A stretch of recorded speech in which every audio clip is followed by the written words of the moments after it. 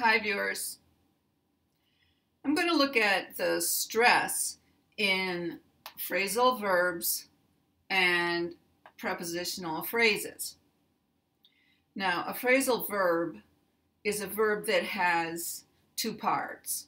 It's a two-word verb. And if I say the plane took off, then took off is a phrasal verb because it has two words. Another phrasal verb is look out. And I've chosen look out because I can compare it to a prepositional phrase and also to a compound noun. So all three of these are sentences. Look out is a warning. It's also a command because there's no subject. The subject is always you in a command. In a phrasal verb, you'll see something here that looks like a preposition, but it doesn't have to always be a preposition, but it's a preposition quite often. The important thing to know is that this is not a preposition. It's spelled like one, but it's not. That is a particle. So in a phrasal verb, we have a verb and we have a particle. And this particle's important.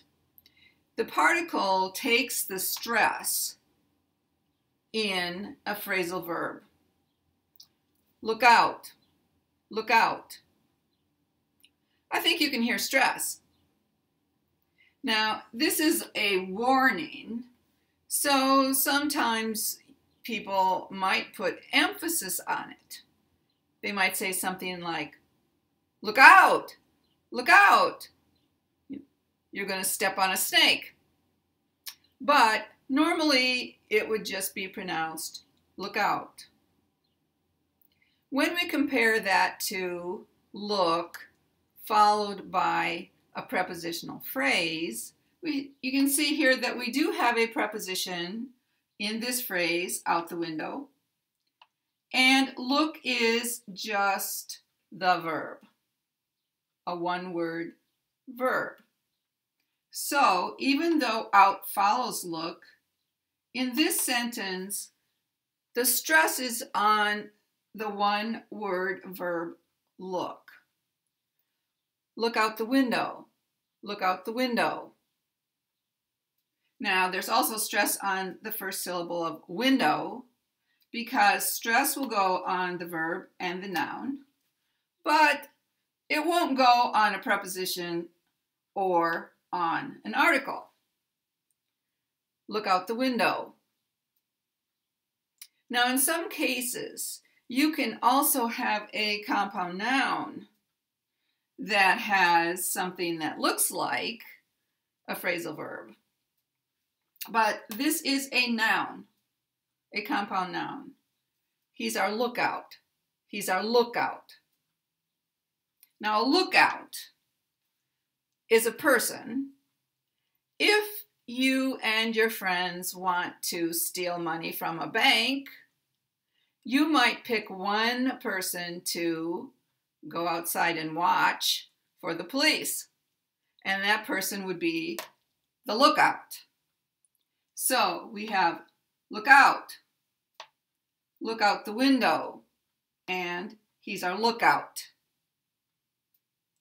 So I have made some sentences that have both phrasal verbs and they're followed by prepositional phrase. So, stop by 1 o'clock. Stop by 1 o'clock. Okay, here we have the particle in the phrasal verb followed by a prepositional phrase. This does not have stress and this has stress.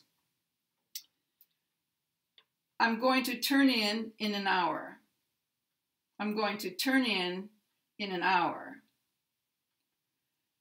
Here is the particle, and here is the preposition. Sign up, up there. Sign up, up there. Particle, preposition. The rain has let up ahead. The rain has let up ahead. Particle, preposition. What dress did you put on your wedding day? Particle, preposition. Now, stop by means that you go to somebody's house and stop to visit. Turn in means go to bed. Sign up means to register, sign your name, for something. Let up means to have less rain. The rain lessens. And put on means to take clothing and get it onto your body. So I hope you can hear that this has stress and this does not have stress, but they can be side by side, and stress helps because it makes it clear where the phrasal verb is and where the preposition is. Thanks for watching, and thanks for learning English.